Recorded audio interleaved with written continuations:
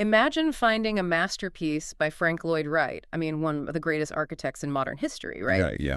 But it's not standing proudly in the middle of Chicago or New York. Yeah. It's painstakingly reassembled piece by piece in a sprawling Japanese forest. Which is just such a wild image. It really is. Like you're walking down these wide, sweeping dirt paths, and everywhere you look, there is stunning, authentic 19th century architecture. Yeah. Elegant red brick facades, grand European archway. Exactly. And you're hearing the very real, very loud sound of a steam whistle cutting through the trees. So today we are going on a trip. I am so ready. Or at least, well, we're building the ultimate itinerary for one. We're taking a deep dive into Museum Meiji Mura in Japan. And I've brought in our resident expert to be your personal travel guide for this entire journey. I am thrilled to map this out with you because Meiji Mura is, one of those incredibly rare places that just completely shatters your expectations of what an open-air museum can actually be. Well, I have to confess, my expectations were entirely wrong when I first looked at our sources for this deep dive. Really? How so? I saw the phrase historical village, and I immediately pictured, like, a theme park. Oh, sure. Yeah, the typical tourist trap. Exactly. A place full of really well-done plaster and paint historical replicas, like stepping onto a movie set where everything is hollow behind the front door and you just pay your admission to take a few selfies. It is such a common misconception, honestly, simply because we are so conditioned to that replica model of historical tourism. Right. We expect the artificial. Yeah, we totally do. But the sheer reality of Meiji Mura is what makes it a marvel. It is not a theme park of fakes. It's a massive, sprawling sanctuary. We're talking 1 million square meters of land. Wow, 1 million. Yeah, situated right near Lake Iruka. And it houses over 60 actual original historical buildings. 60 original buildings. When I finally grasped that, it felt less like a museum and more like, I don't know, an architectural witness protection program. That is a brilliant way to put it.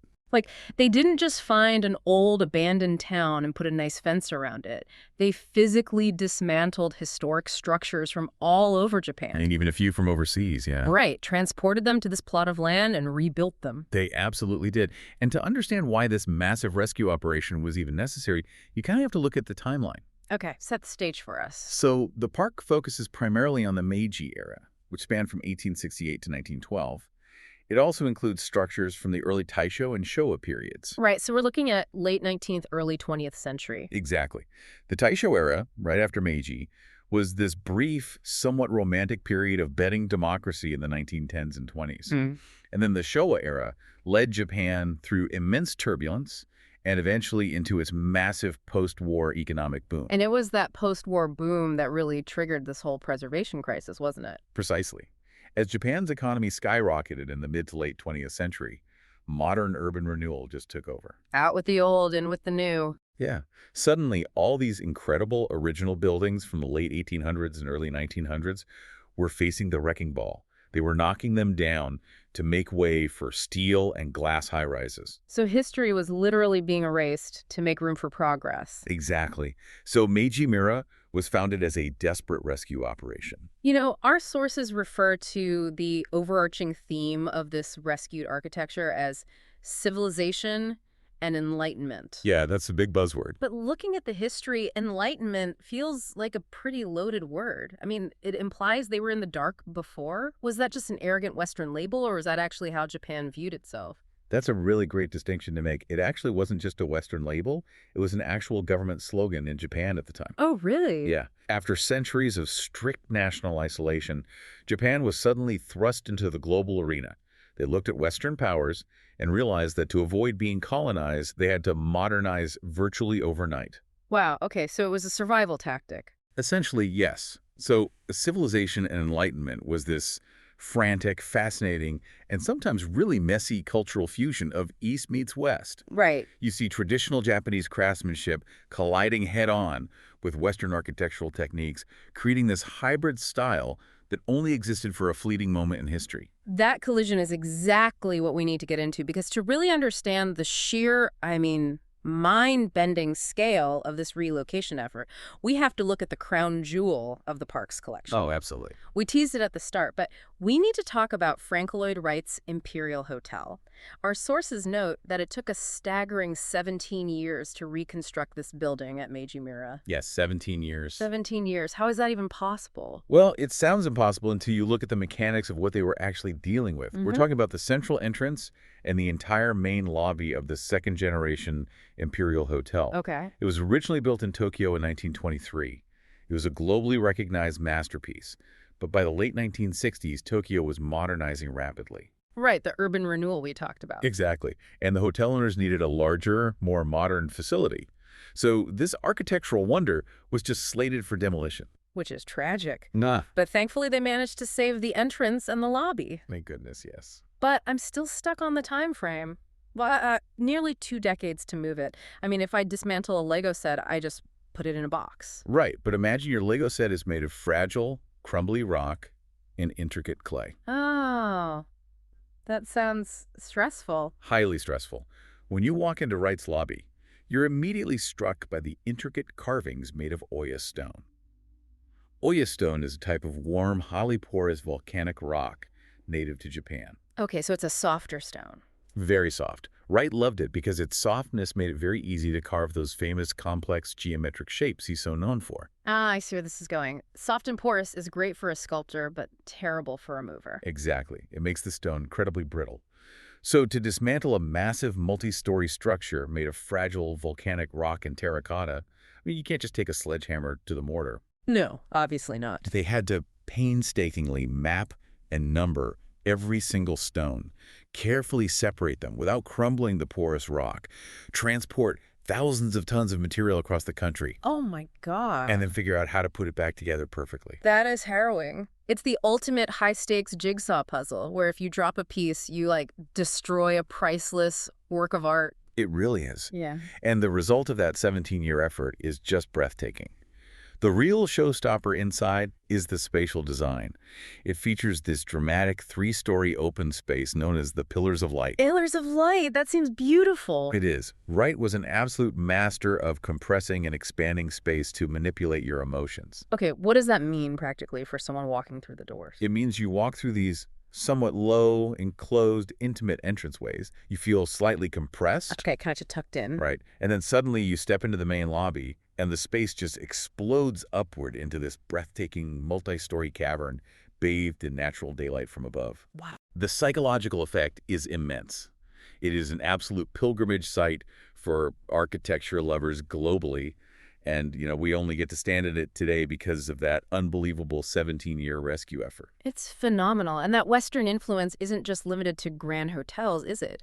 The religious architecture in the park completely highlights this era of rapid change, too. Oh, definitely. There are these massive churches that look like they were airlifted straight out of a European countryside, but they were sitting right there in Japan. Yeah, they are some of the purest examples of the civilization and Enlightenment era.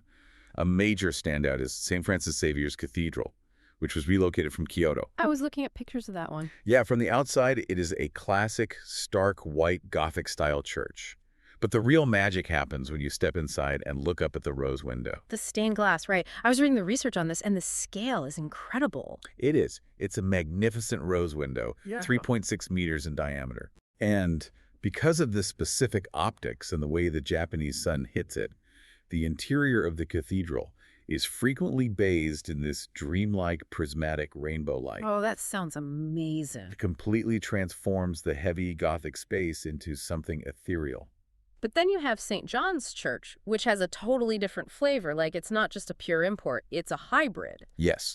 St. John's Church was designed by an American architect and missionary named J.M. Gardner. Okay. And what makes it an important cultural property, which, by the way, is a very prestigious government designation in Japan, is how it aggressively blends architectural languages. Aggressively blends? Yeah, it takes Gothic elements and forces them together with a Romanesque style. Okay, for those of us who aren't architectural historians, what is the mechanical difference between those two styles? How do they clash? Well, the easiest way to spot the difference is in the shape of the structure and the arches. Gothic architecture is all about reaching for the heavens. Right, the tall, pointy buildings. Exactly. It uses pointed arches and flying buttresses to create tall, light, soaring spaces. Romanesque, on the other hand, is much older and feels grounded. Grounded in what way? It uses rounded arches, heavy, thick walls, and small windows. It almost feels defensive. So St. John's is trying to be soaring and grounded at the same time. Yes. And Gardner achieved this by using a fascinating mix of materials.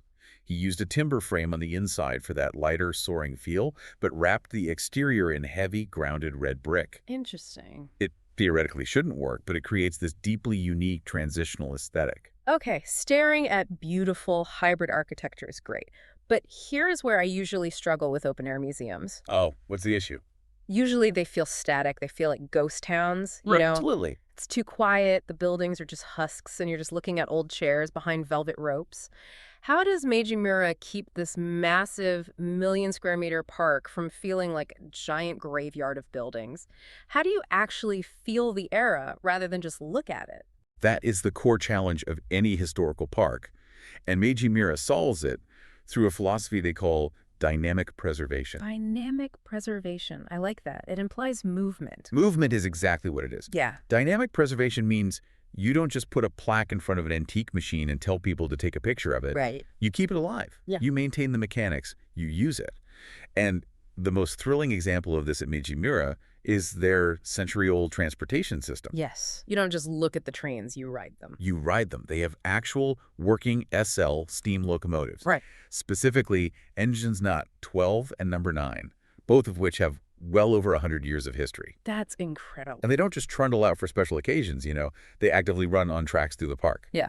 You buy a ticket, you hear the piercing shriek of the steam whistle, you smell the burning coal. Oh, that smell is so distinct. Yeah, and you feel the mechanical shudder of the valves, and you ride a living piece of history through this architectural landscape. Oh, and they also have the Kyoto City tram running, which is Japan's oldest streetcar. That completely changes the vibe. I mean, smelling the coal smoke while chugging past Frank Lloyd Wright's architecture, it's quite literally stepping onto a movie set. Which, as I learned from our sources, is actually true. It is entirely true. Yeah. Because the dynamic preservation is so thorough and the scale of the authentic buildings is so vast, Meiji Mura is a highly sought-after filming location. Really? Like for what? Well, if you watch Japanese period dramas or those massive, incredibly popular NHK morning shows like Gochi Susan or Hanako to Anne or even live-action anime adaptations set in that era, you're very likely looking at Meiji Mura. The streets are alive. So you're walking the exact same brick paths as these famous actors, but you don't have to do it in your 21st century jeans and sneakers, do you? Nope. The park actually lets you become part of the set dressing. They do, through their Haikara or retro costume experience. Haikara, that translates roughly to high collar, right? Yes, it started as a literal description of the high-collared shirts worn by Westerners and Japanese officials adopting Western dress. But it quickly became a catch-all slang term for anything trendy, modern, or Western influence. Got it. Visitors to the park can rent and wear authentic Meiji-era clothing. And it's not just generic old-timey clothes. You can rent the specific student hakama uniforms, right? You can. The hakama is this wonderful, pleated, skirt-like trouser worn over a kimono. During the Meiji era, it became the iconic uniform for female students, paired with lace-up leather boots. Which is another fusion of Japanese tradition and Western practicality. Exactly. You choose the hakama, or you can go for full, lavish Western-style dresses and retro gowns. The photos you could take. Just Yeah. strolling down a red brick street in a hakama, waiting for a 100-year-old steam train to pass. It's extremely photogenic. But if you are planning this trip, you need to know this. The daily slots for the walking costume experience, where you actually get to leave the studio and stroll the grounds in the outfits, are very limited. Yes, they sell out fast. So if this is a priority, do not leave it until the afternoon. Make it the first thing you book when you walk through the gates. That is an excellent practical tip. Okay, so we are dressed for the era, we've ridden the trains, we've marveled at the architecture, but walking around 1,000,000 square meters is going to work up an appetite. Oh, definitely. I always say that food is the most relatable way to understand history. So what does this era of civilization and enlightenment actually taste like? Well, interestingly enough, it tastes like beef.